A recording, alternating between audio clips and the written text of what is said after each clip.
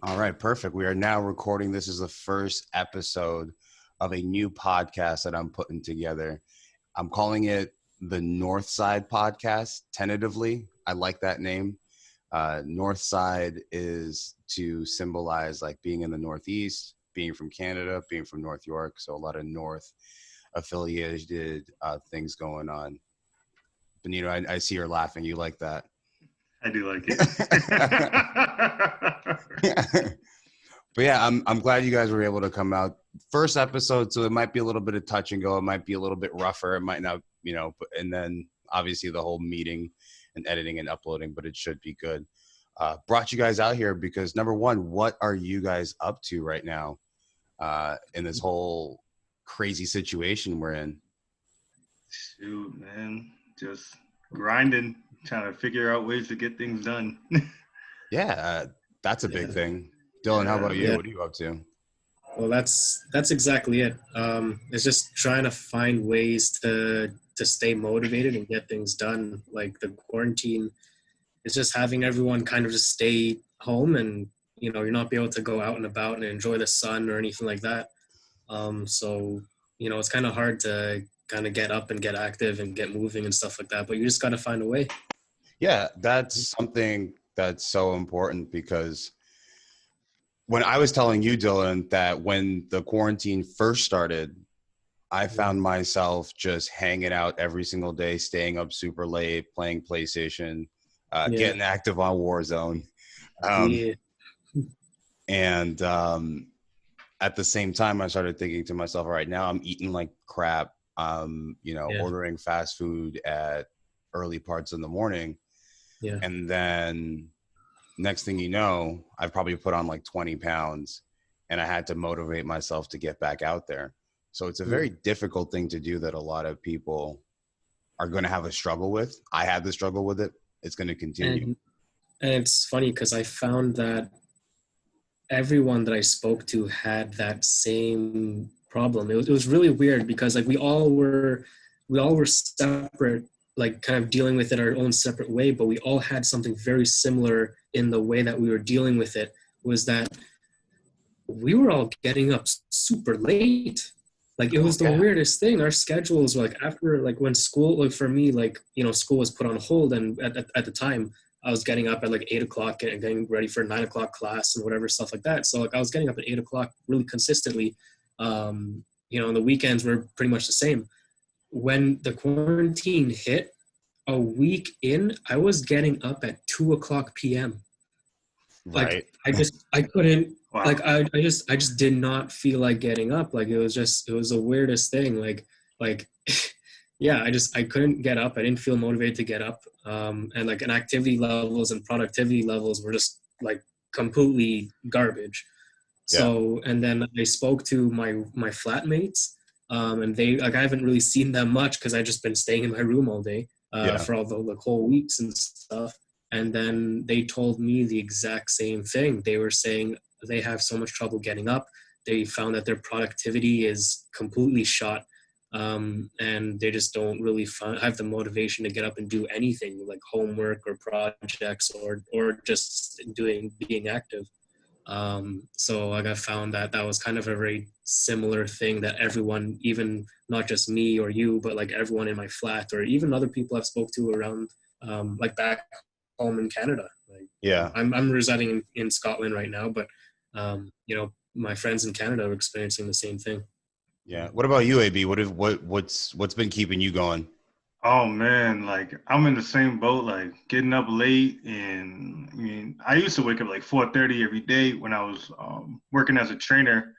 And then I think I hated it so much that I'm like, I'm like, screw this. I'm staying up till 2 playing Warzone. Yeah. I'm waking up at 10, 11 o'clock,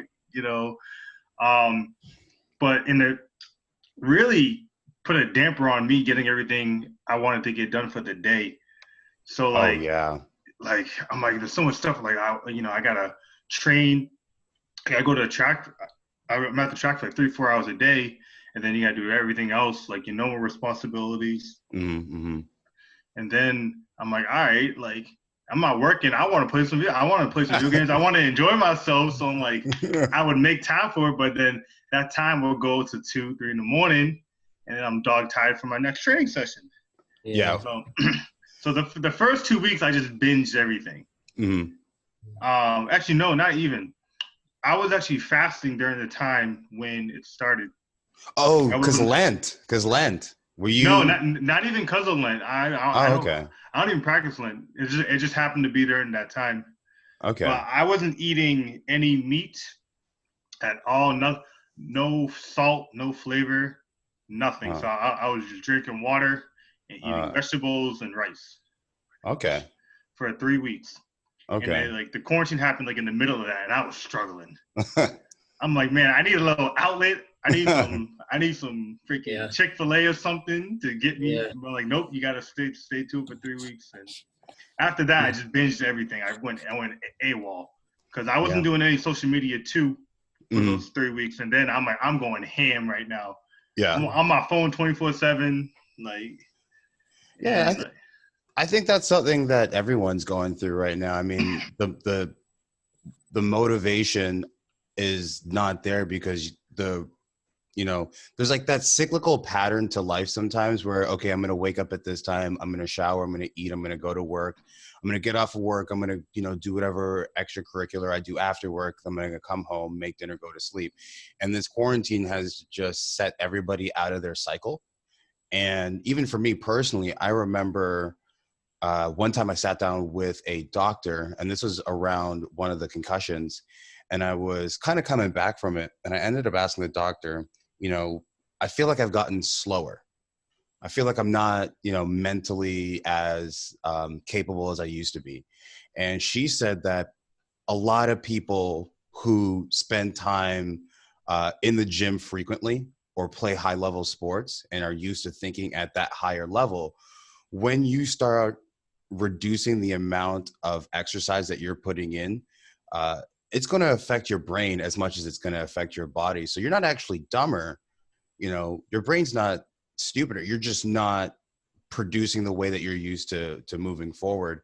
And a lot of people are probably suffering from that right now, and they need to get that motivation to turn it around. It's like detraining the mind, kind of. Yeah. So what turned it around for me was gardening. Really? Yeah, gardening really turned it around for me because it created a level of responsibility that was not there before. I put a new pattern in place. So, okay, so I'm going to build out my garden. I'm going to plant everything. I'm going to take care of it. So now that I've done that, all right, now I've set something in motion for me to have a new level of reliance on. Yep. And then transition that into, all right, I'm up. Mm-hmm. I've done all my gardening. What's my next moment? Which is, okay, let's get some workouts in because I'm already awake. And that makes sense. That makes sense with like how I dealt with it as well. The similarities that I'm finding is that because of the quarantine, mm-hmm. you lost your sense of structure. Yeah. That's what I feel like that's what's happened. So, we're no longer going to school anymore. We're no longer, doing our workouts because the gyms are closed, or we're no longer having the same meal plans because all the groceries are, like closing different hours or whatever it may be. Right. But for some reason, because of these things, our structures are all in disarray. Right. Yeah. So what I found that kind of got me over the lack of structure is simply just forcing yourself to get up in the morning. Yeah, yeah. So what I did is instead of getting up at 2 o'clock, I slowly progressed to getting up to about 10 o'clock p.m. in the morning. I'd feel tired as hell because my body just got accustomed to waking up at 2. But I would get up at 10, brush my teeth and whatever, and then have a coffee. So I'll have a coffee and also down a water. So I'll have like 500, a bottle of water, nice cold water. And the goal number 1 is to chug that bottle of water, right? So you get that one thing out the way, which is getting your water out the way. Like everyone has trouble getting enough water in their bodies during the day and stuff like that. Well, here's a good way to get enough water in your body. Absolutely. Just chug a bottle of water first thing in the morning, right? So you get up in the morning, you have a coffee, you chug your water, and all of a sudden you had that first accomplishment in your day. You chugged water, right? From there, now you're up. So now you have to progress through your day, figure out other things to do. And that's just where your structure will come from, is just starting your day right? And I think a lot, and you got to not make excuses. You find a lot of people make excuses. I was making excuses for myself as to why I shouldn't work out. And then I slapped myself in the face and I said to myself, all right, you know what? Fuck it. I'm going to go buy myself some resistance bands. I bought myself a yoga ball. I bought myself, what else did I buy? I remember that you texted me that. And a rope. I bought a speed rope. Yeah. Oh, shoot. Yeah, I bought a speed rope. So I committed myself to at least starting out with a 15-minute workout, 30-minute workout. Now I'm doing a full hour session of yoga, and then I'm following up my hour session of yoga with like another 30-minute workout, to like doing specific things. And you just gotta you gotta take the first step and do it, or else you're just gonna be in that weird pattern for a while. Yeah, exactly. And there's so much you could do at home. Like that's the thing. A lot of people are like, well, I'm used to going to the gym. I'm used to go to all the equipment. And then now that the equipment's out of the picture, how are we going to switch it over? So yeah. What's your favorite workout from home right now, AB? Oh man, my favorite workout. I don't know my favorite, but I know what I do. I do the most basic thing every night before I go to bed. I just do 4 sets, 15 sit-ups, 15 push-ups, and 20 squats. I just do that before I go to bed. And for me, that's enough because my strength levels are pretty good naturally. But it's more having a little bit of conditioning, because I don't really rest in between them. I just kind of go. Yeah. And like I'm kind of lazy. I don't want to spend 30 minutes to an hour of working out before I want to go to bed. Yeah. So like I'll finish playing Call of Duty. It's be like 11 or whatever. Then like I'll bust out 15 minutes. So like even like I get done like 7 minutes. I'll just go ham. I just get it done. But honestly, anything that, especially when you're at home, anything that works with the full body, get a push pull. It's hard to get a pull upper body, but you can. If you get the resistance bands, you can. Exactly. Yeah.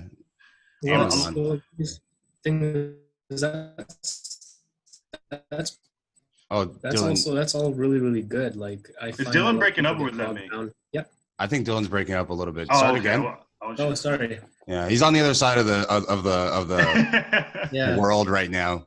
He's got a different time zone and everything. Yeah, exactly.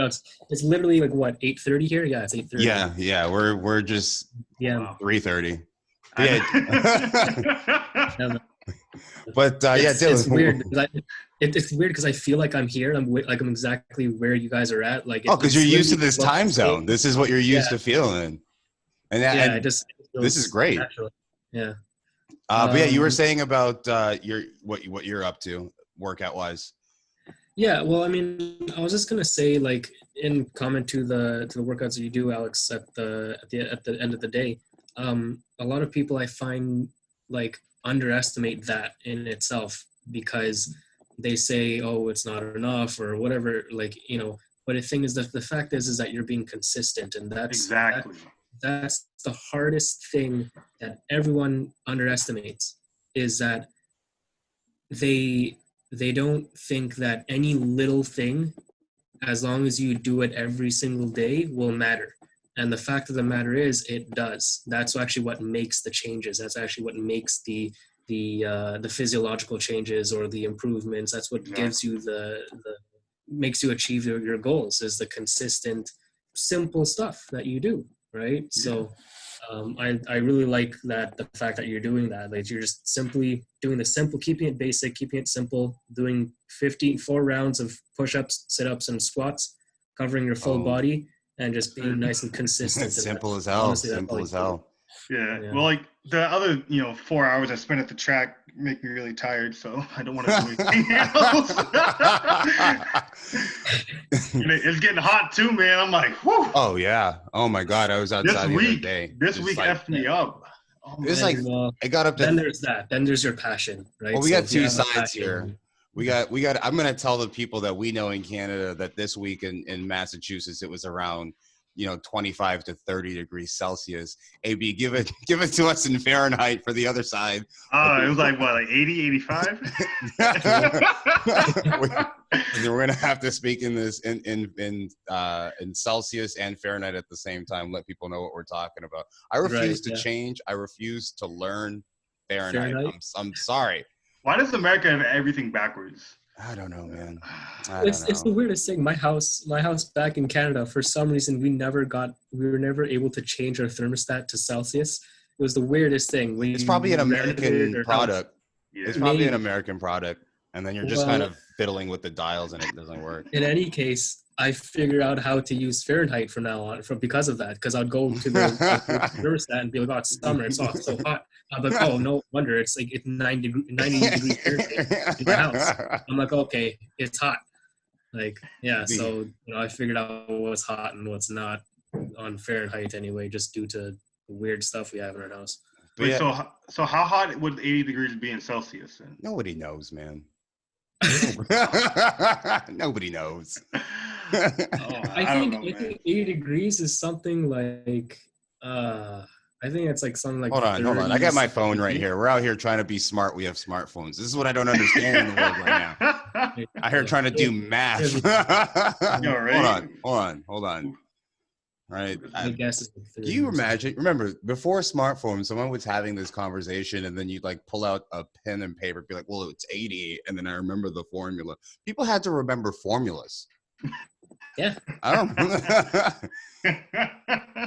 remember shit. I don't remember any formulas. 26. 80 is 26 Celsius. Okay. Yeah. Which is hilarious because. Round it up. Yeah. No, it's 27 then. 27 if you, when you round up, which is I just kind of came to like that conclusion, and well, not conclusion, but I was in my mind. I'm thinking there's somebody that's gonna watch this and they're gonna look at it and be like, 80's 27, man. 80's 27. Look at these idiots. That's funny you say that about the formulas though, bro. Because I had when I was taking my test to get my CSCS, you couldn't have a calculator. Wait, so I had a. You got to say because you use an acronym. Someone has no clue what that acronym is. Oh, sorry. Certified Strength and Conditioning Specialist. Okay. By the National Strength and Conditioning Association. I had to reteach myself how to do long division during the. And I'm sweating. I'm like, wait, do you carry this over? Or like, what? Yeah, and because you don't use it. What do you do now? You pick up your phone, you put the thing in. Yeah. That's what I need. Walk off. The calculator app. That's it. Yeah, exactly. Yeah, exactly. You don't need anything else. No, it's so spoiled. Absolutely. Technology has come so far that it doesn't even. I don't know. It's a different age now. That's all. Yeah, children can tell you what's happening on the other side of the world now. Yeah. Which it comes with its problems too. Which, interestingly enough, I love how this conversation just went into the next thing that I wanted to talk about, because we're going to transfer some technology to the whole idea of social media. AB, you and I were talking about this. Oh my gosh. AB, you and I. We're bringing it up. I'm bringing it up. Of course, I'm bringing it up because you two have a vast knowledge in strength and conditioning, kinesiology, all these things, because you've studied it, you've got certifications behind it, and you've played sports for a long period of time. Dylan, you've done high level martial arts. So when you guys now are looking at social media and individuals are taking over the social media bandwidth with these workout tips and easy guides. I remember Dylan and I had that one conversation where we were like, you're on a YouTube, you're trying to watch a video on YouTube, and then that clip comes up and it's like 5 things you need to know to get rock hard abs. Oh my gosh, I know who that is. And then everyone knows who that is. And his abs weren't even that good either. And then you watch the whole video, and then at the end of it, you're like, wait, this video was just a precursor to another video that I have to pay for to get the information? Yeah, and then basically. And then the adverse fact is you have the people who are like on Instagram and they're telling you to go do this workout, go do this workout. No understanding of how to build the progression. No understanding of how to target certain muscle groups. They're just going to tell you, yeah, go outside, do a bunch of jumping jacks, maybe do some sit-ups, and you'll get fit. And then now that's what we call fitness on social media. AB, I know this is killing you right now. Yeah. I can see it in your eyes. This is killing you. Go for it. Let them have it. Let them have it. Now, I don't know. You have me as a trainer, you know, and I'm a lot different than a lot of other trainers. Absolutely. Because I cut out the BS. Like, you know, and a lot of things I see with these guys, they like to add things in that is marketing to spark someone's interest and they make it really complicated because they don't want people to think for their own. And the real thing is if people just took the time to just do a little bit of real research, you know, like read some case studies, some peer-reviewed articles, you know, they can figure out what can work for them, honestly. Yeah. And these freaking Instagram trainers, no certification, nothing, and yeah, they have experience. Cause yeah, some of them they do look good. Yeah, they are jacked, but you know, that doesn't mean the person they're gonna train is gonna get jacked. Yeah. And I seen this ad. This would piss me off. Oh my gosh. And they was talking about calisthenics, and I love calisthenics. I think they're great. And basically it was two trainers, and it was basically like one trainer was asking a question to carry over to the rest of the video. And the trainer was like, oh yeah, calisthenics are more for endurance, this and that. And the other trainer said, well, actually, you can use calisthenics for other things. And I'm like, okay, I agree with this. And then he started going off saying like, you know, you can use calisthenics and train the same way as like powerlifters do and this and that. I'm like, what? When are you going to do a 1 rep max on a push-up? Like, or like whatever. Like, I don't, and it's like stuff, they say arbitrary stuff that makes no physiological sense because you cannot train the same as a powerlifter with calisthenics. You can't. You can get stronger with calisthenics. You can get more explosive, but you cannot train like a powerlifter. You cannot train like an Olympic weightlifter with calisthenics. You just can't. Yeah. And like that just, I can go off for days. But I'm gonna leave it at that. But that just got on my nerves. Yeah, it's something that has really taken over our whole airwave. Is that there are people who will go out and just say whatever, and it's like you said, they limit the innovation, they limit the creativity that you as an individual can take by doing a little bit of research and figuring out a little bit more about your body. Yeah, because you're watching this person tell you something. And I'm going to go out here and also say that there's probably some people out there who have real training and real certifications who are giving good messages. And there's also a lot of BS out there. And you can instantly tell who's BS and who is telling you the truth just from the verbiage in the video and how they explain things and how they tell you how to do things. But it's completely different. Dylan, what's your topic? What's your thought on this? So I feel like these people, like YouTubers and Instagram fitness trainers and all that stuff, what they have in common is that they're putting out training videos and workout tips and workout regimens the same way that various diets and dieting plans have been coming out into the market as well. So what's essentially happening is they're just saying, if you want results like this, you need to do this workout. Yeah. Right. And it's like this workout right here is the only way that you can get the results that you want, like this way. Right. Yeah. So it's like, if you want six pack abs, you need to cut out these 5 things from your diet. And then right? And so it's like the same thing where it's like, here's all these different people giving different kinds of workouts and saying, this is how you get to this Yeah. thing. But the problem is that for the general public, when you do that, they're only going to listen to those words. So they're only going to listen to, that means if I only do this workout, I will get this body. Yeah. Right? But they're completely missing out on the fundamental facts of what you're doing in training. Right? Sorry, this one has, yeah, okay.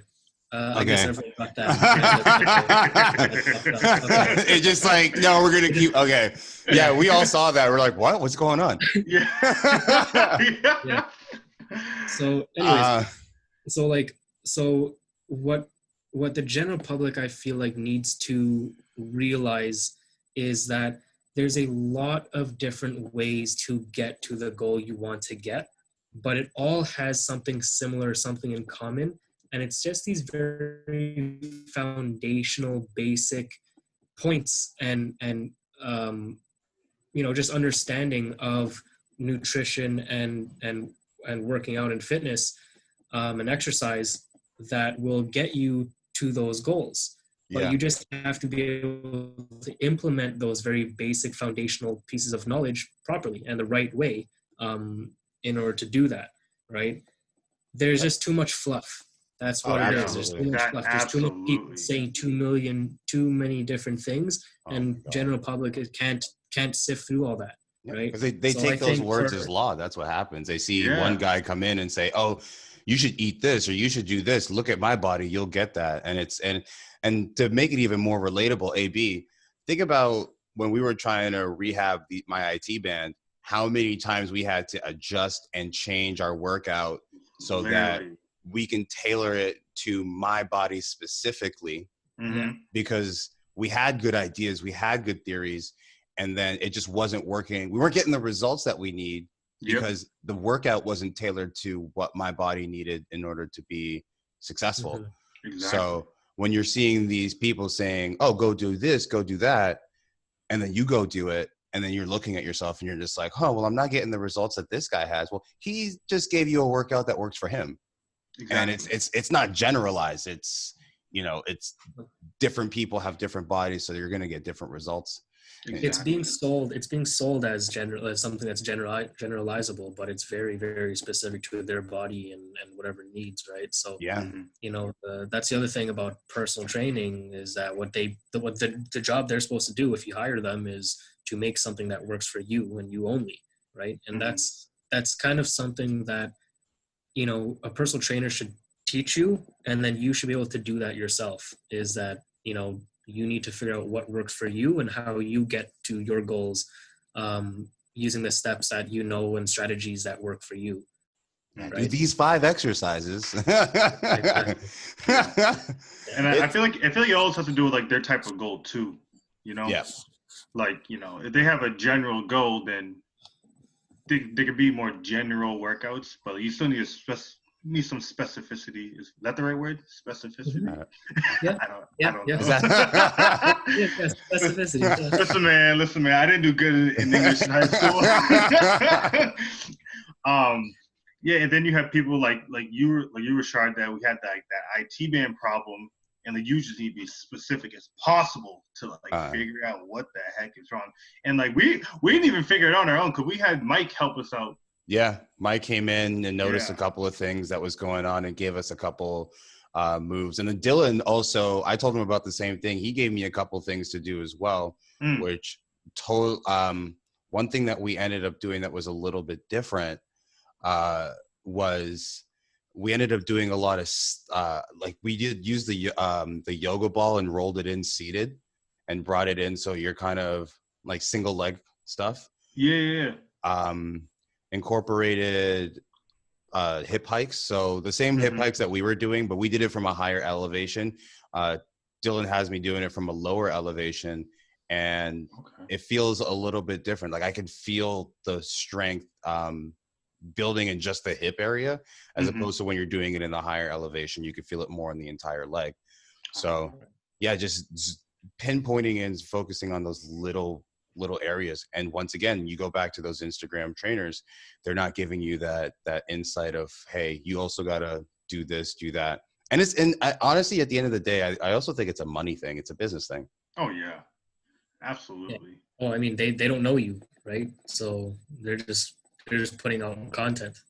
So, exactly. It's content, which once again, I'm putting out content right now. And listen, none of this is, don't listen to me. These two guys actually have knowledge. Don't listen to this guy because I don't know anything. These guys actually have specific training and degrees to back themselves up. So listen to them. I mean, then at the very least, like you could come out and say all the things that work for you, and I think people can still appreciate that. Like if you provide some sort of content that says, hey, this is what I did, this is what the results I got from it, this is what worked for me. Mm-hmm. If you want to try this out, go ahead and try it out. Mm-hmm. I like it. Maybe you might as well. Absolutely. I think there's nothing wrong with doing that, right? I like that approach. Yeah. But the people watching now have to just take it with a grain of salt. They just have to know that, okay, this is what worked for this guy. You know, it may not work for me. I'm just here to try it out and then just move on if it doesn't. Like, I'll try something else, right? Yeah. And then, but yeah. And then I think it also creates this new thing that's going on in the world now where is it fitness or is it vanity, right? Is it because, you know, you now have people who are talking about, okay, this is how you become fit. And not necessarily because, yes, you, sir, can do a ridiculous amount of push-ups, but aside from that, what, you know, practicality does it have? You know, what is your entire body doing aside from just these push-ups? Because at the same time, it's like, okay, yes, I'm looking at these guys, these girls that are on Instagram, YouTube, and you're saying to yourself, yeah, your body looks amazing. Body looks amazing, but for some reason your resting heart rate is like 80. What's going on here? That's high. I don't know. I don't know. I had to put like a number. I had to put a number out there, and I didn't know which number to go with. But the crazy thing is like for me, right? I generally like I checked my heart rate once recently. And I hadn't worked out in a while. Heart rate was still like low 60s, low 60s because of, you know, how my body's always been conditioned to work. I might be wrong. I might be, you know, saying that this is not fitness, but, you know, what's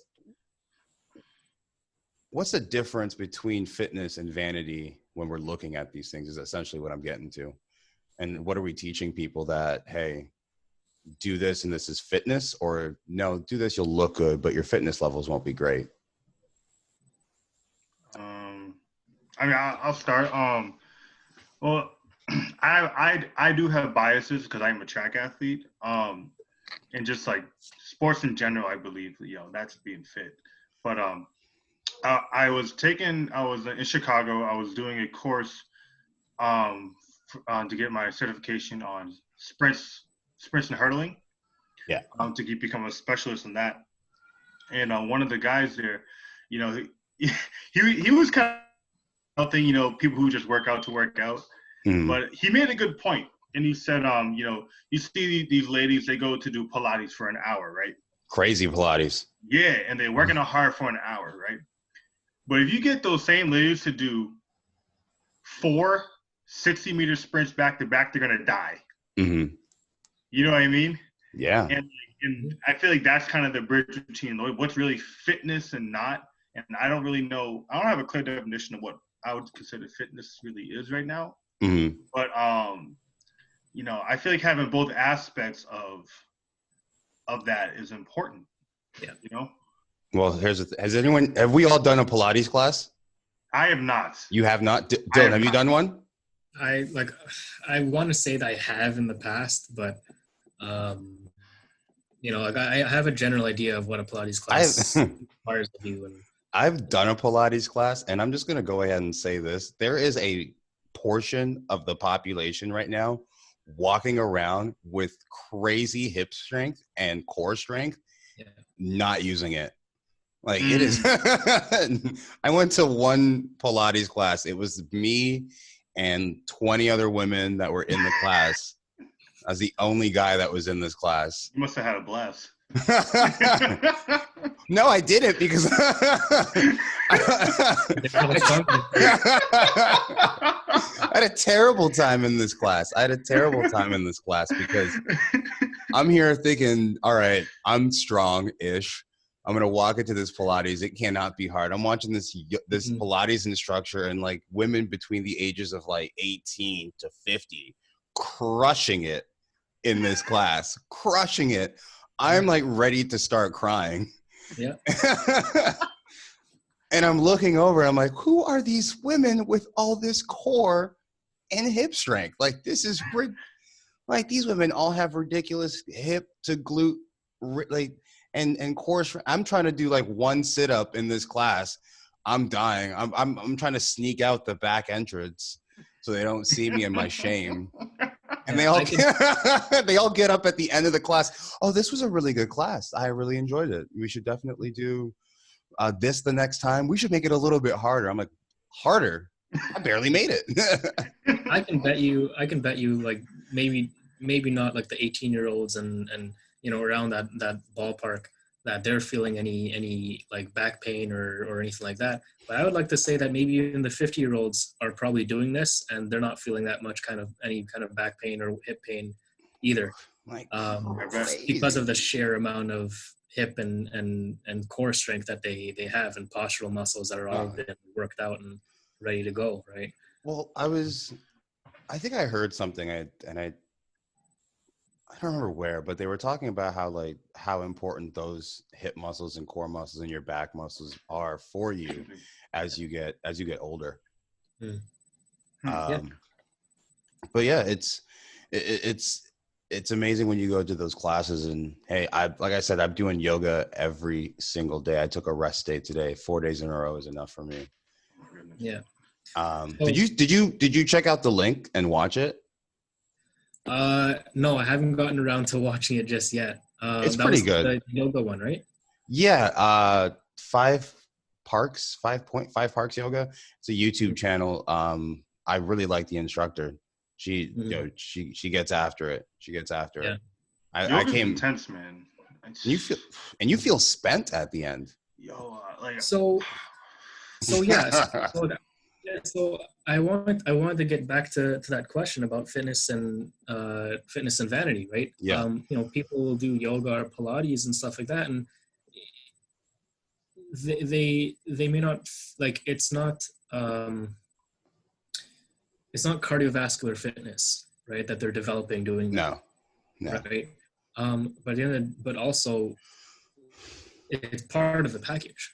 Right? Yeah. So as far as fitness goes, like you do need to have cardiovascular fitness, you do need to have musculoskeletal fitness, you need to have neurological fitness, all these things in order for you to have a fully functioning, pain-free, injury-free physical activity body.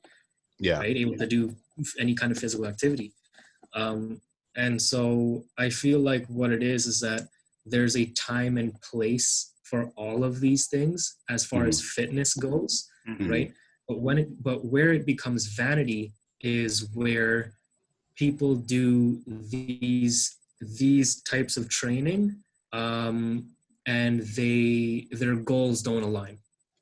Exactly.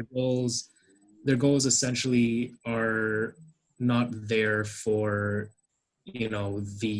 not there for like a kind of rectifying like this low back pain or maybe getting their cardiovascular system to work better. But it's more like, okay, I'm here. And even at the weight, at the gym, if you're going to the gym and working out and doing all these like reps and sets and weightlifting, resistance training, there's a time and place for that as well. You are building, the right amount, the right strength, hopefully the proper way, in order to also provide the power and strength for you to do certain things throughout your day, right? And that should be what this allows you to do, or if it's sports specific, it's sports specific. But where people start to take away from it is when they start doing squats and forgetting everything else that has to do with fitness and resistance training, and just do squats. Or when you're in the middle of a workout, you decide to do pull-ups. Yeah. Oh my god! Right? Literally. Or you just train chest and biceps, right? Like, that's where it starts kind of getting taken away. And you could do this for any kind of training. You can do this for Pilates if you're just going to focus on this one aspect of Pilates, or focus on one aspect of yoga. You're not going to you're definitely going to get better in that one route, but you're missing the rest of the whole package that Pilates has to give you, yoga has to offer, or resistance training has to offer, because you're just busy thinking, oh, I'm going to get this nice booty by the end of it. Right? It's true though. I think, you see like it defines what we're doing. It really defines what we're doing right now. I personally try to make my workouts as balanced as possible. But we all have things that we like, there's a joke out there. I can't remember who the comedian is, but he's talking about, like, we all do this for each other, right? I don't go to the gym. Like, I don't play sports anymore. I don't go to the gym now for anything other than to look presentable to the outside world. I like that word, presentable. And see, like, and that's not a problem. Like, see, I'm not going to be in the gym crushing it. I'm not. Listen, I don't have time to crush it. I don't know, man. You was split squatting 225, man. I was crushing it. So things like, and so people may call that vanity or being vain or whatever it is. Yeah. But there's still also a place. There's a place in the gym for that as well. Absolutely. A little bit, right? There's an aspect of confidence that you get from succeeding in completing your repetitions or completing that workout or whatever it may be. Well, that's the thing. You should feel a little bit proud, like of the body that you're kind of sculpting, moving towards, and because of the balanced training that you're doing, right? You should be a little bit proud of the amount of work that you put in and the results that are physically showing. Well, that's the thing. So you never go to. Oh, sorry. I was just gonna say, like, I mean, so, like, fitness versus vanity. I'm not gonna say that, like, you should never be proud of what kind of body type you get from as a result of your training, because, like, frankly, every single person, no matter who it may be, goes and trains, and part of the reason is to kind of look good. Like, part of the reason is you're going in it, you're coming out with an amazing body. You're not going to completely just ghost yourself looking looking at the mirror. You're just like, exactly. Yeah, you're not going to try to flex. You're like, hey, look at this. Maybe do a double take every now and then. Like, oh yeah, maybe I do look pretty good. And then walk away, right? I definitely do that at the gym. Whenever I'm wearing shorts, I'm like, oh, look at those calves. I don't think that's wrong, man. Hey, man. There's a reason why when you go to the doctor never says, oh, high blood pressure, high heart rate, extra pounds. Don't do anything about that. Keep it the exact same way. Exactly. So there's, and a lot of people work towards that, and they want to look good. They want to feel better, and you got to encourage it. Yeah. You got to encourage it. I saw the funniest thing. This is probably going to get me in trouble. This first, you ever know you're about to say something, and you're like, this is where it all goes down. Richard, you ever know you're about to. So I was on World Star Hip Hop, because that's where I get all my news. Starting off strong. Quality content right there. It's just it's just the funniest place to get media, because it's got media from all over, and just no filter, and just different perspectives. And then I saw this one thing, and it was like, girl gets fat shamed, comes back with amazing body. But at the same time, fat shaming is something that's completely a faux pas in our society. So now, we've talked about all these things. Mm-hmm. And the reason why I say that is just because how do we now progressively move forward in making those goals? Because we've talked about a lot. We've talked about, the concept of vanity versus actual fitness. We talked about marketing. We talked about, people who don't have proper training telling you to go do these things. So now how do we take all of that and say, all right, you there, I'm not fat shaming you, I'm not body shaming you, but based on what you're doing, here's how you can make your workout a little bit better. Mm-hmm. Right. That's a big thing. Yeah. Because now everybody's stumped right now. I'm pondering. Yeah. Well, because here's the thing, you don't want someone to, you don't want to go up to someone and say, hey, your workout sucks. Because they've taken their time and they've like built on that to get even to a place where they feel comfortable going to the gym. Like I've heard of people who don't even go to the gym until they work out a little bit at home for a while to feel comfortable going into the gym, like body wise. Yeah. So and that's literally the first step, and the scariest step is literally to step foot into the gym. And honestly, that's probably that actually was one of the first things I learned when I did my personal training certification. That was the first thing that we learned to do. When your potential clientele walks into the gym for the first time for their first session, geared up and ready to go, and they come in there and they're flipping out because they've never stepped foot in a gym before, and they're seeing all these people working out, and they're just waiting to see what happens, frantically looking for you because they need someone to kind of guide them through it. mm-hmm. When you go to that person, the first thing you tell them is congratulations, you made it. That's the first thing you tell them, because the amount of confidence they needed to first tell themselves that they can do this despite all the things that their brain might be telling them that they're not good enough to go here, or they don't look a certain way, why should I even go here, I'm going to get body fat shamed or body shamed, whatever it may be. All those negative things that are preventing them from going, they finally made a decision to get here. That's probably the hardest thing for them. So I think the very first thing that you should do as a personal trainer is to say, congratulations, you actually made it. That's probably the hardest thing in training, is to start.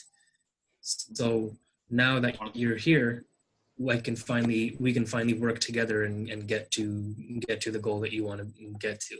It's a great bond, personal trainer and client. Great bond. Yeah, it can be. It can.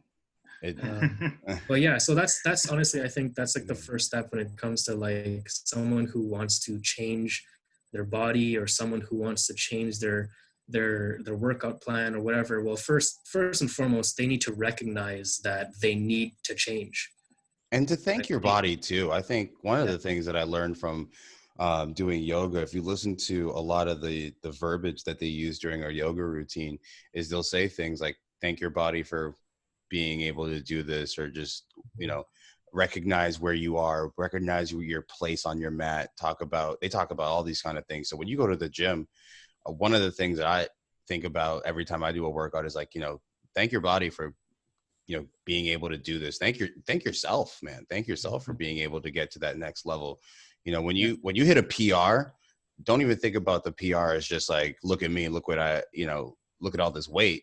Think about it as a stepping stone and an accomplishment. You set a goal, you worked hard, you achieved it. Exactly. And thank yourself for it. Like, show the appreciation to yourself, because I think that's that first step mentally into getting, or not first step, well, at least one of the mental steps of making sure that you're going to get through it. That, at least I think. AB, what do you think? I think having that goal is very important, because if people are watching you or not, that's your goal.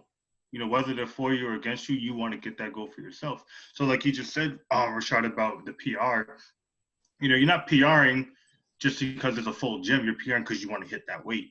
Yeah. Or you hit a milestone of body fat percentage because you want to get to that body fat percentage. You're doing it for you. And I feel like when it gets to vanity, it's like, are you really doing this for yourself, or are you doing this to inspire someone, or are you just doing it so you can boost your ego? Yeah. Well, you got to have a reason to get in there. That's the big thing. You got to have a reason to get into that gym, whatever it is that's going to motivate you. Yeah. Yeah.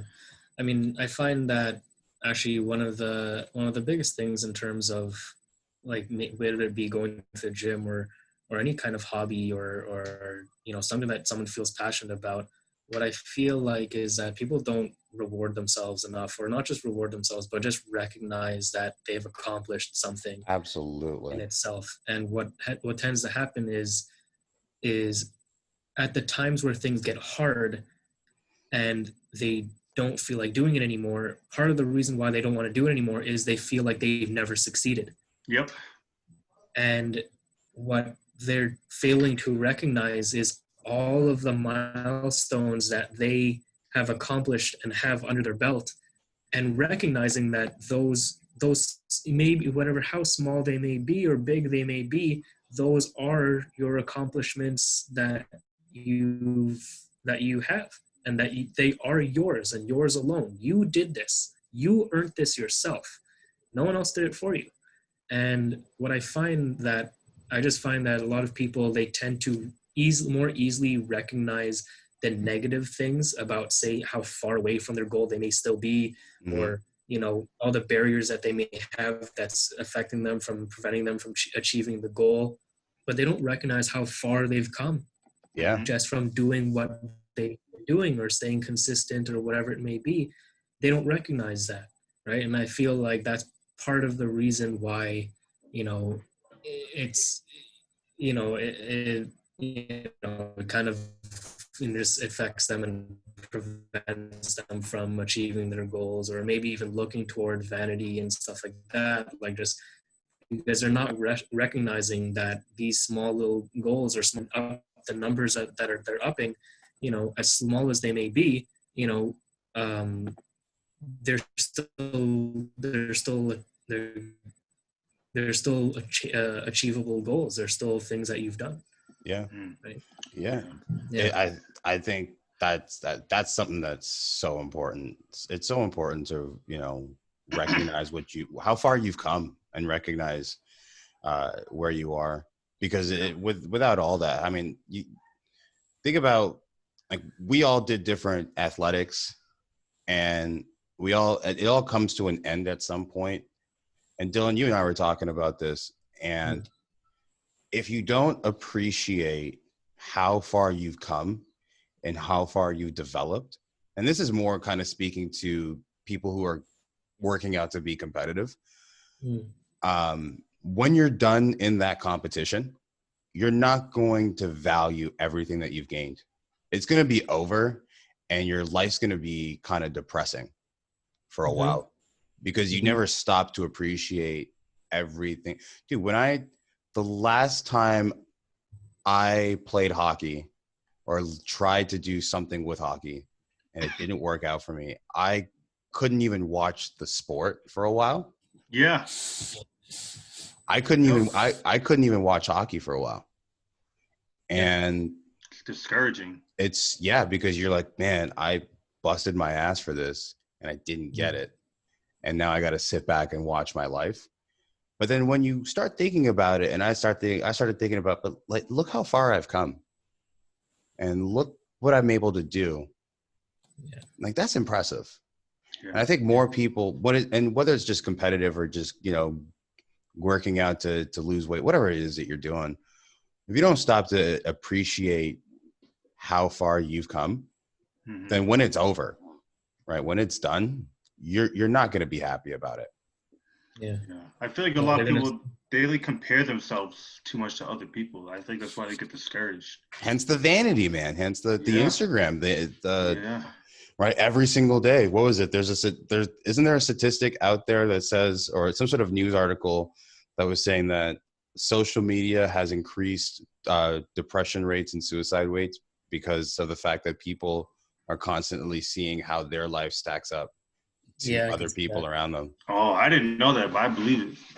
Well, yeah, you wake up every single day, you think about your life, and then you go on your Facebook, Instagram, Twitter, whatever it is, and you see people, this guy's out buying a new car. This guy, they just got a house. This dude just got married. And then you're comparing how your life stacks up, and you're like, well, they're Exactly. different.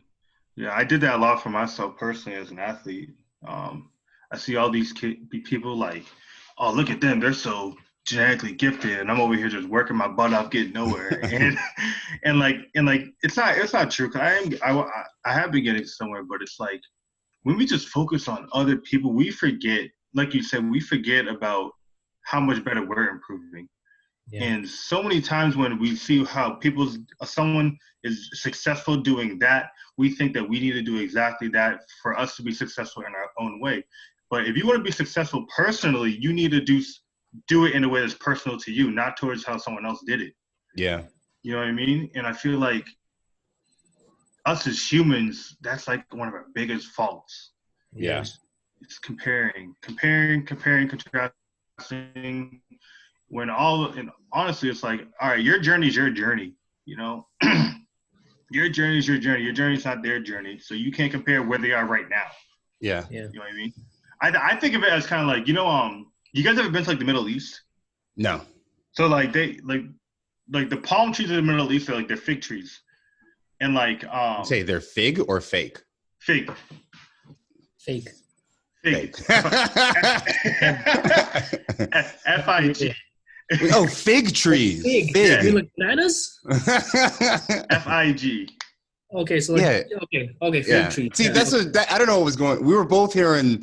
It's what is it? I thought you meant like unreal, like not. No. I meant like a fig, like the fruit, right. Like a fig. Yeah. That's hilarious. Podcasting learning point 101 is vocabulary. Don't use words that sound too similar over a mic.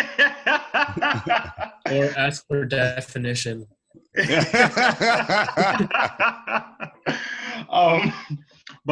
yeah, like the fig trees, like it takes a long time for a fig tree to produce a lot of fruit, but when it does, it's so abundant. You know what I mean? Yeah. That's why it's a delicacy in the Middle East. And like a lot of us, I feel like you say like we're fig trees, and like some fig trees are taller than others, and we might see this fig tree that has all this fruit on it, and we're a fig tree that's still growing, that doesn't even that has no fruit yet, but it's still taller than that other fig tree. Mm-hmm. So sometimes we're in a higher position, but we just don't see the fruit yet, and that other fig tree just keeps growing and growing and growing to the point where it eventually produces its fruit, but you can't compare it to the shorter fig trees or whatever. It's like, I'm just going off on the tangent. I 100% understand what you're saying. Like you're saying that the fruits of your labor. Everyone goes, yeah. It took me a while to get it, but I got it. I'm riding the same wave you are, man. I hear you 100%. It's part of the discovery. It's part of the discovery. No, Yeah.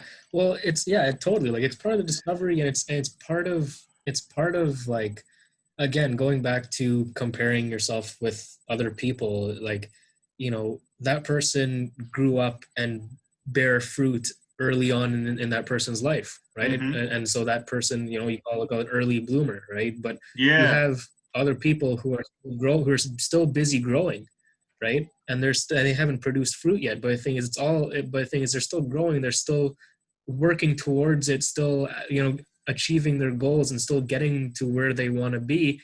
And it's just only a matter of time. If as long as you stay consistent, as long as you still put in the work and don't give up, and still have that dream in the back of your head and the light in the end of the tunnel. Yeah.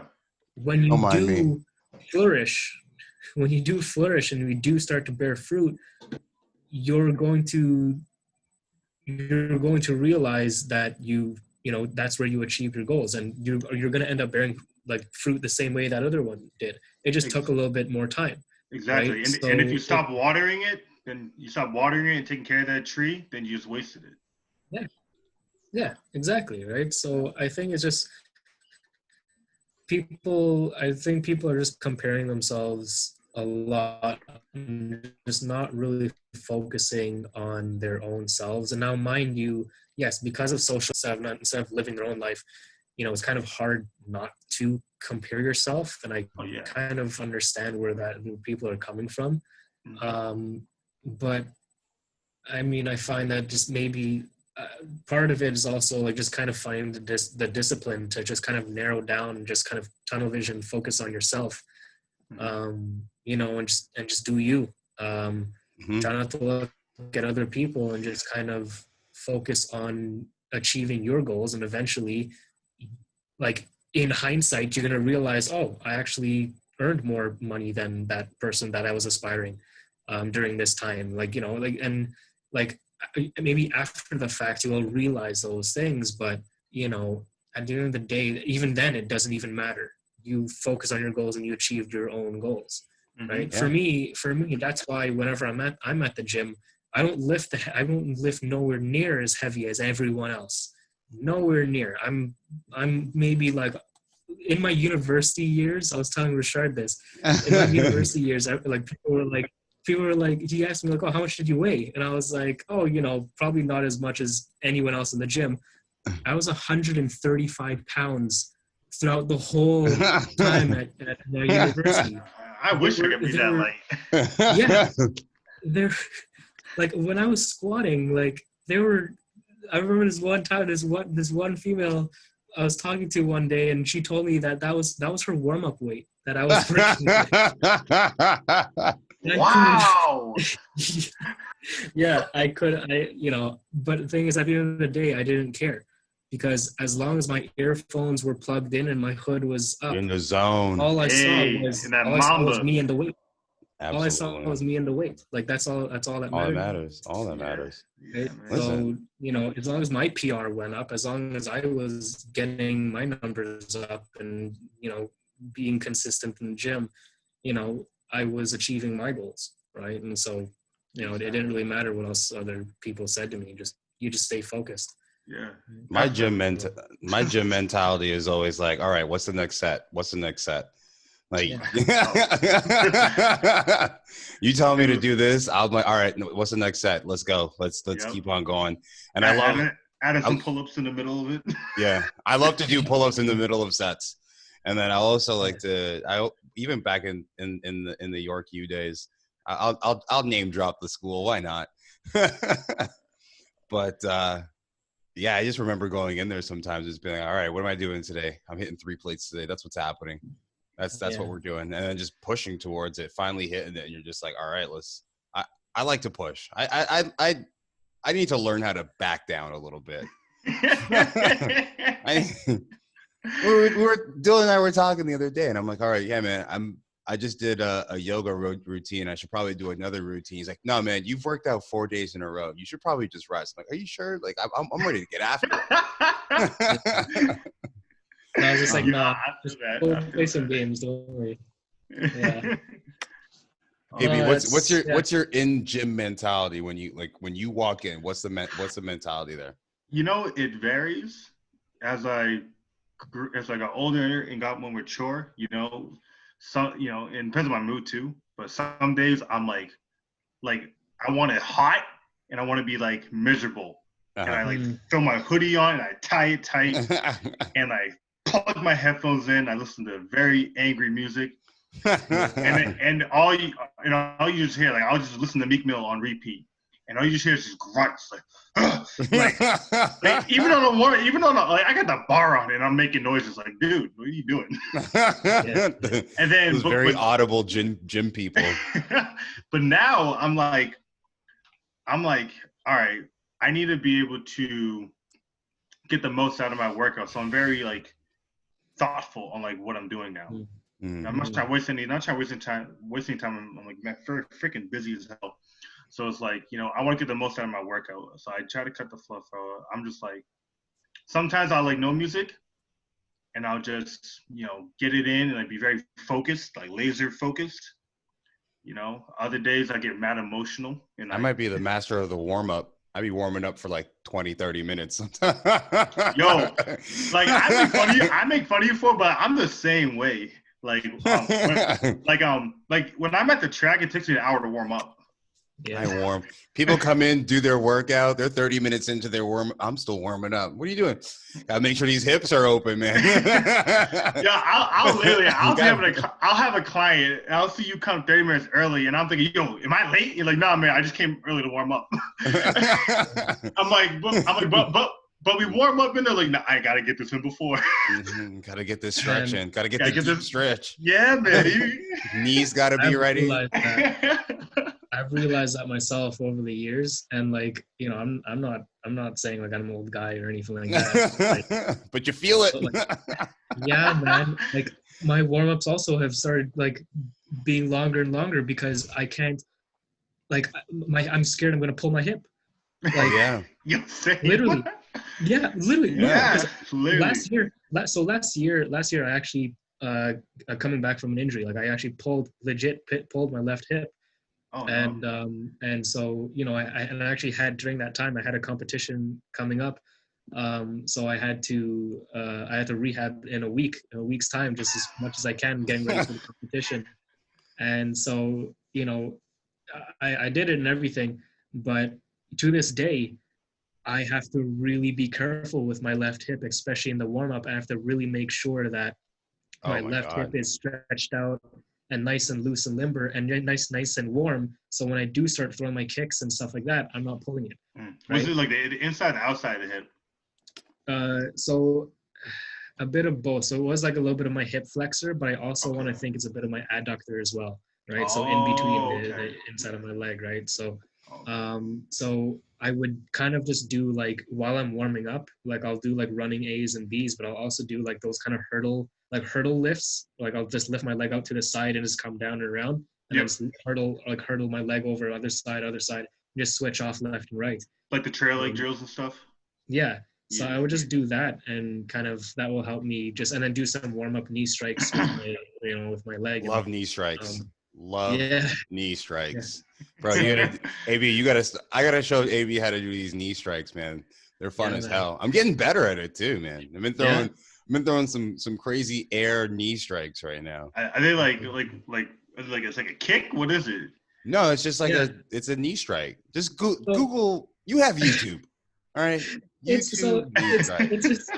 just like people will call it knee strike or knee kick or whatever it may be. But like it's essentially, if you look at Muay Thai fighters, when they throw a and at someone, right? Like they just grab someone's head and they'll throw a knee for their stomach or whatever. And so that's what I've been teaching Rashard. I've been teaching Rashard some really basic hand-to-hand combat. Rashard's gonna get. Rashard he got come to BSC and kick my ass. I'm coming in here as John Wick, bro. Oh shoot. Yeah, man. You know what though? I will say this. And it was so interesting because Dylan's a genius. Because he like picks up on things that I'm doing. He can't even see my feet when he was training me on these things. He's like, I know what you're doing with your feet. I'm like, you can't even see my feet. Yeah, but watching what your upper body's doing, I know exactly what your feet are doing. I'm like, yeah, my feet are doing that. That's exactly what's going on. It's all connected. It's so weird. So when we were doing and I've gotten better at it, and AB, if I get, once this is over and I get to show you these kicks, the weirdest thing is like this concept of throwing a kick and then leaning back, because naturally with all the training that you do, you want to stay square and keep yourself kind of upright. And weirdly enough, when you're throwing these kicks or these knee strikes, you have to like lean your body in a way that does not seem natural. Yeah. It's watch a video, watch it fun. I'll Dylan, if you could put like a video that you think is good, and I'll put it in like the comment section for when I upload this. Yeah, And I then mean, you could take a look at it because it's weird how they do it because they're throwing a kick and you would think, all right, for me to put this kick and put strength into it, I probably have to stay like kind of square and like they lean back into it and you feel like you're gonna fall over. yeah. So it's so I mean I already in my head, like I figured out a video to send you guys. It's a really quick video of Joe Rogan. You know, he's done mixed martial arts and stuff like that, but he has a nasty spin sidekick. Like He that will kicks just hard. cleave someone in two. Yeah. Send me So that. his We'll add that to the. I'll put that in the link bar when I upload the video. and you know just really basically like he'll break down the kick, like, you know, move for move, and when he throws the kick he just lifts his leg up, throws the kick, but his upper body pulls back as he kicks, Mm-hmm. right?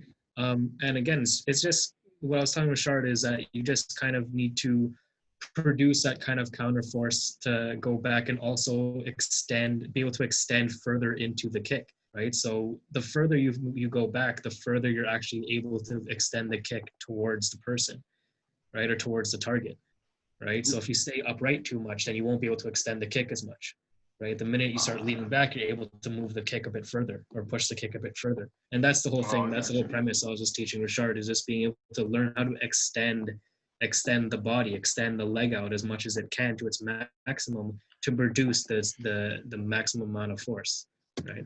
I can see Rashard just kicking someone in the gym who doesn't squat all the way down.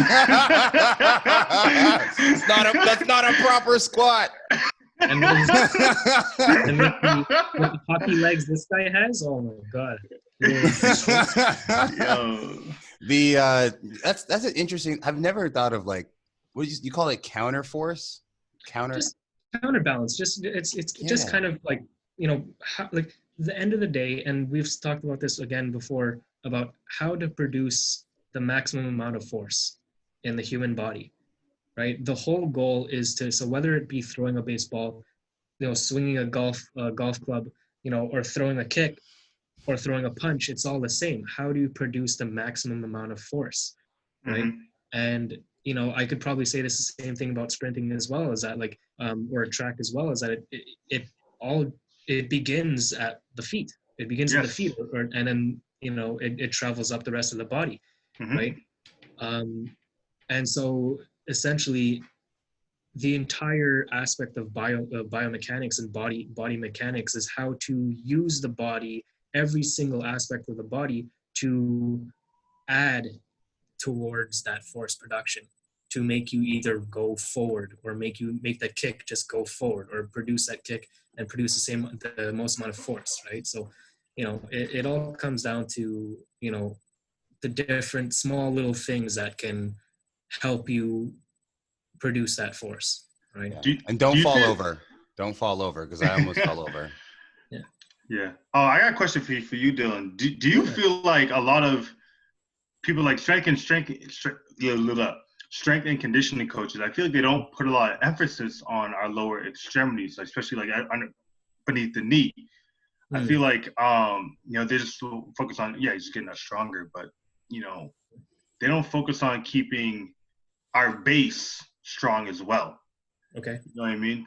Like, I feel like, because for me, like, I think we gotta be strong core, strong hips, but like if you have a big old tree with this tiny trunk and these big branches, are gonna fall over. Yeah. So like, you know, you need a big, strong, stable trunk, strong feet, a strong base, and then everything else to go above. And I feel like a lot of strength and conditioning coaches kind of disregard that. Right. Well, I mean, I feel like there's many ways to accomplish that, right? So, you know, for certain people, and that's why every kind of lifter or whatever may have a different kind of technique that works for them. Some people will have a wider base, some people will have a narrow base, some people, because they have, you know, longer legs, you know, they have that wider base, or their knees may go over their toes a little bit more, or whatever it may be. But like, you know, or someone will have shoes on, someone will have shoes off, right? But essentially, yeah, you want to train in a way where you have the most amount of stability, right? And so whether it be having just like a wider base of support, or whether it is that you need strengthening of your toes and your arches of your feet, I find that actually a lot of lifters when they squat, at least one of my friends who taught me to actually squat barefoot, Mm-hmm. Yeah. Yeah. because if you don't feel that, if you don't have that what you call proprioception, which means Exactly. your feet being able to feel the ground and feeling the forces that you're applying as you're doing the squat, and your feet should pick up on those things and make sure that you're not kind of falling over or whatever, losing balance or whatever it may be. Mm-hmm. That's what proprioception is just knowing where your force distribution is in the particular part. Mm-hmm. If you don't have that, then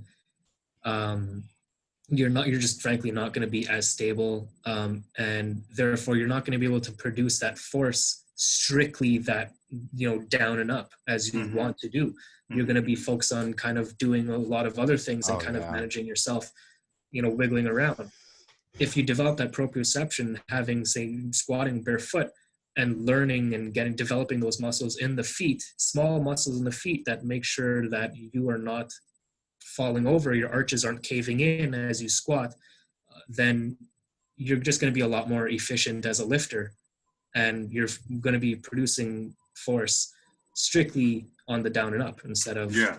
other being wasted on other kind of ways, right? Just It's like, because those Oh my things are God, there. dude, I'm doing like stands in yoga, and I'm realizing how many little muscles are in my feet.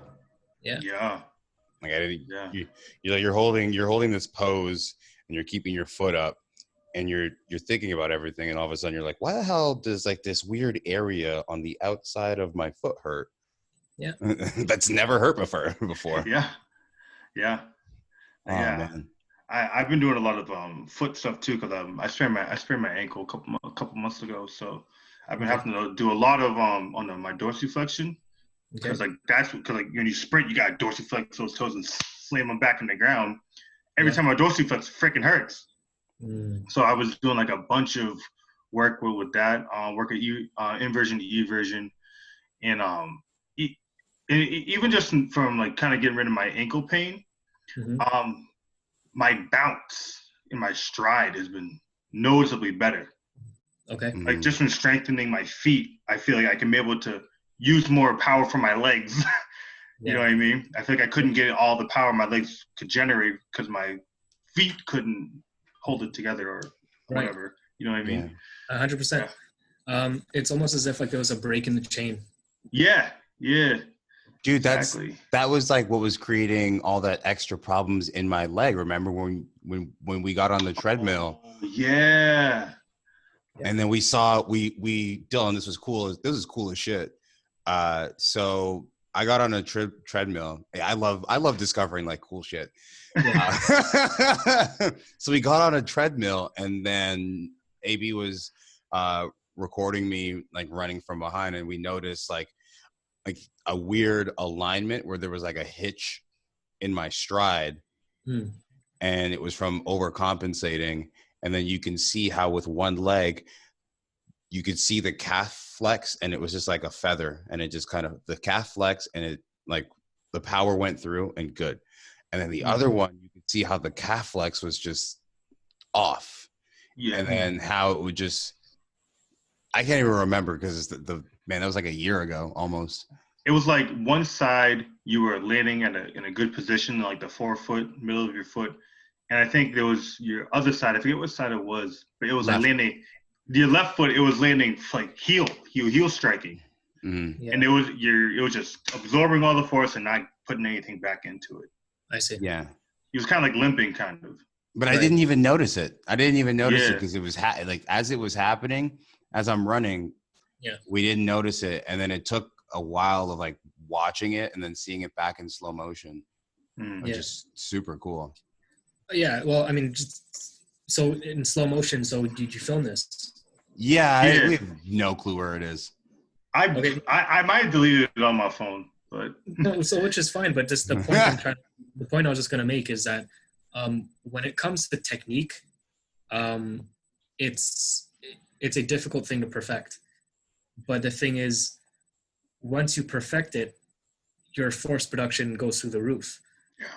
Yeah. Now, to get to that point of perfection is ridiculously hard because you need to have such incredible body awareness that like I would say 99.9% of people will not have. Frankly, they just they won't have that. They have to develop it, right? Yeah. And so you need different ways to help you with that body awareness. So for me, even for example, as a martial artist, creating the full perfect amount of body mechanics and technique in order to throw a kick, I may have 70% understanding of where my body is in space and how to produce that total amount of force. But maybe there's those one or two little small things that I can't pick up myself, but I need someone from the outside looking in, or someone to record me in order for me to realize, oh wait, I didn't turn my foot as much as I should have. Yeah. Or maybe I didn't lean back as far as I could have, and produce more force that way, right? So same thing in the higher, I'm just going to say, the higher in performance that you get into, the higher in athletics that you get into, the more tinier those little details matter, because it's those tiny little details that most people aren't looking at or realizing that will give you that tiny little extra more force production and get you a little bit faster, get you a little more powerful, right? It's like squeezing the toothpaste out of a toothpaste bottle. Yeah, and just getting that little extra last little bit. Dude, you need those apparatuses. You need those camera recordings. You need someone to look at you. Right? When I finally got to 3 plates, I got to 3 plates like squatting, because number one, I recorded my squat. I saw where I was shifting. Like I saw on my way up, I wasn't driving up properly and I was shifting a little bit. And then I also saw how certain areas where I was coming through my squat, my body would lean forward a little bit. And then just seeing that and then figuring out how to strengthen that part of the hip that was making me shift, and then strengthen the part of the back that was causing me to lean over. And then so you take those two little pieces, put them back together, put them back into the squat. Now we're at 3 plates.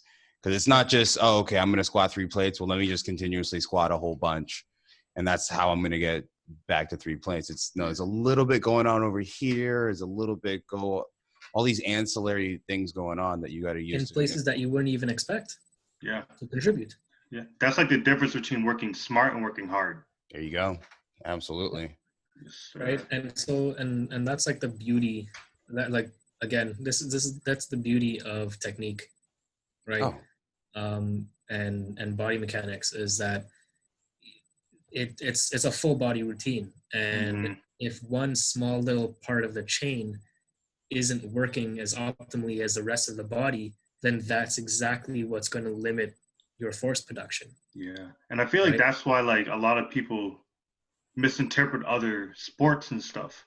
Like I know for me, everyone thinks track people are just like, oh, they're just whatever. You know what I mean? But like some people, they don't understand, like, and I feel you can say the same for martial arts, how much work goes into just perfecting something that looks so simple.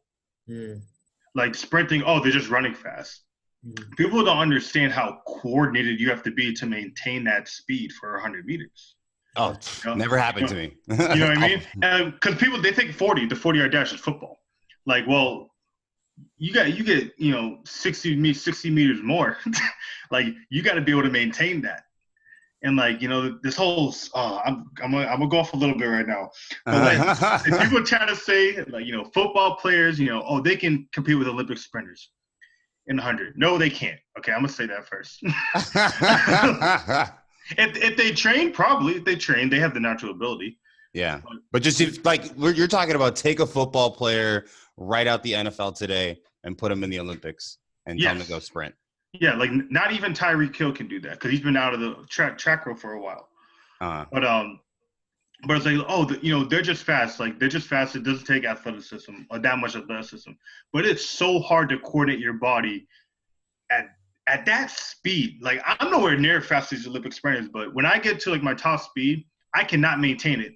If I hit my foot the wrong way, I'll like lean forward and I'll like flail everywhere. And like sometimes you can fall if you just don't hit it right. Yeah.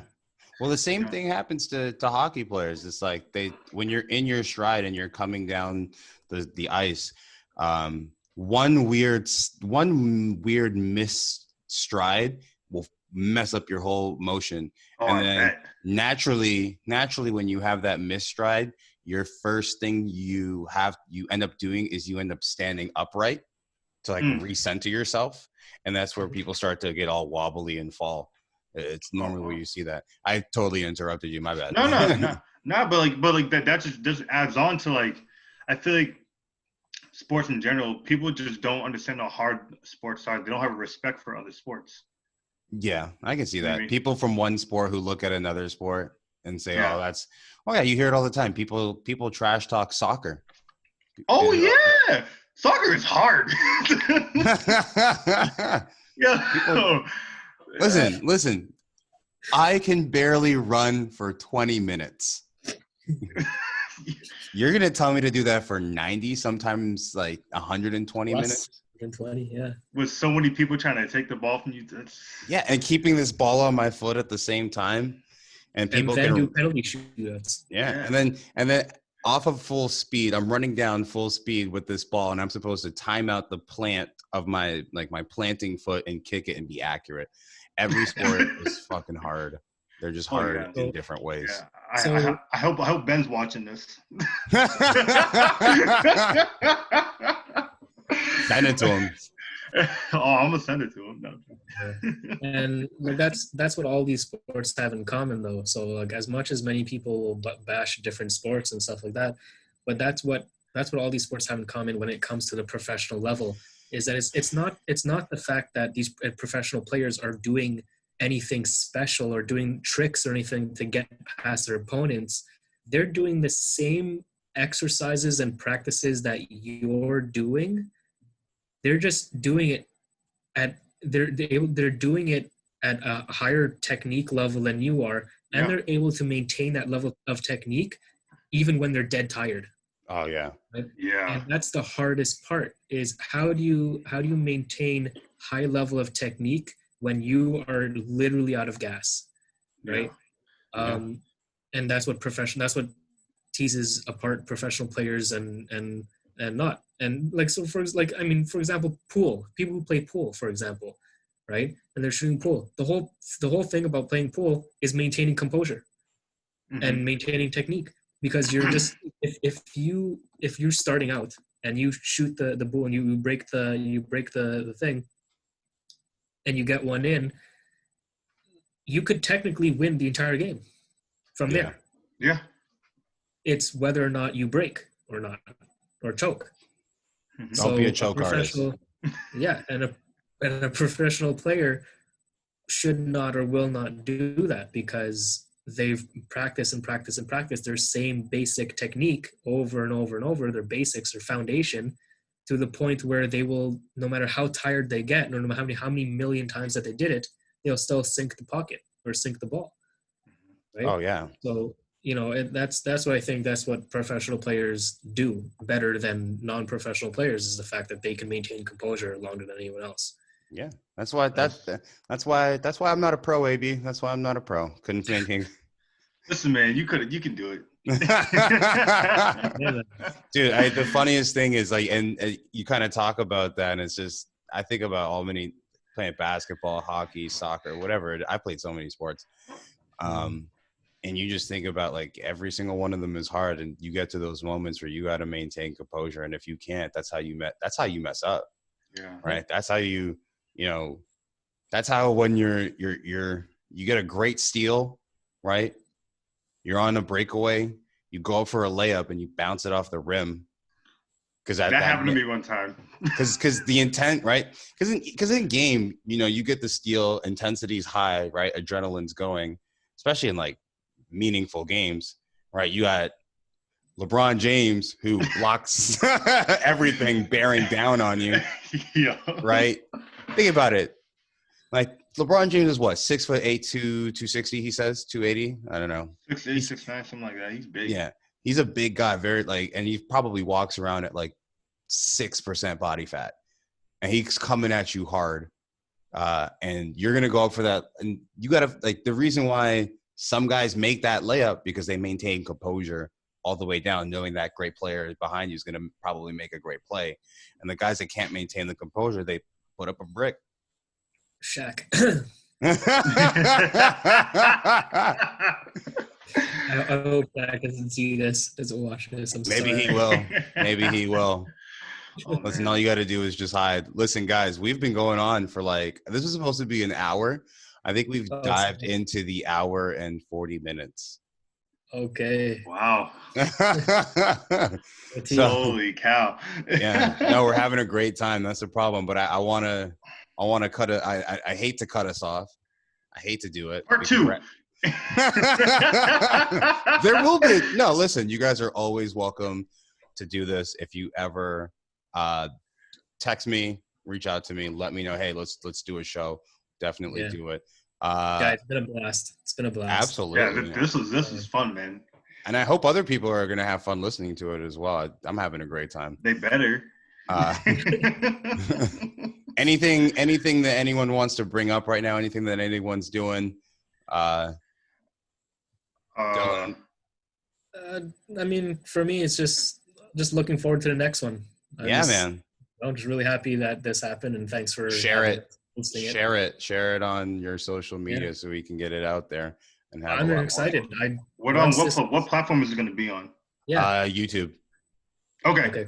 YouTube. That's the easiest thing for me right now. And then because I used to do a podcast before, but I did it on SoundCloud, and SoundCloud is good, but at $15 a month, and then doing this whole video aspect of it is cool too. So YouTube's probably the way to go.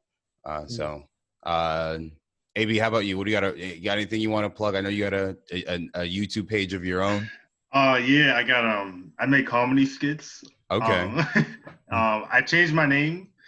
It used to be just my normal AB Never Stops, but I changed it to Black Shinobi. Okay. And if you don't, those of you who don't know what Shinobi is, it's basically a ninja. Wait, hold on. You know who knows what a shinobi is right now? I'm living one right here. Oh shoot. Yeah, we gotta do. We gotta do one that's just martial arts done. We gotta do a very martial arts related one. Yeah, we'll definitely do a martial art Naruto anime related podcast. Oh shoot! Yeah, we're getting into it, man. There's a lot of content out here. That's funny you say Naruto, because on my avatar for my YouTube thing, I have a do-rag with a Naruto with the leaf symbol on it. Yes. Rashad's like, these guys are losers. No, I started watching Naruto. No, I'm not. I'm exactly. Naruto's a little bit harder for me to get into. I'm not gonna lie. What? It's the greatest thing on the planet. So my buddy Nick, who is gonna see this and is going to be very upset at me because I have stopped watching Naruto. I promise to pick it back up. But he was saying you got to get through at least the first 20 episodes of Naruto before you really start to get into what's captivating. And I'm 10 episodes in. Did you get to Zabuza? Yeah, that's where I'm at. Bro, that's crazy. Don't worry. Still interesting, but I don't know. You got Shippuden to get to, man. That's a different beast.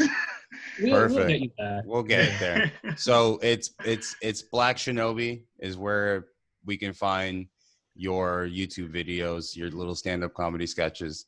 Yes, I hope people will see this and redirect themselves there. Send me the link so I can put it in the description. Dylan, send me that Joe Rogan link so I can put that one in the description as well. Cool. And well, thank you. Hey, listen, thank you guys. This is actually the first episode, so you guys are part of now the first recording of this podcast. And to anyone who watched it, thank you.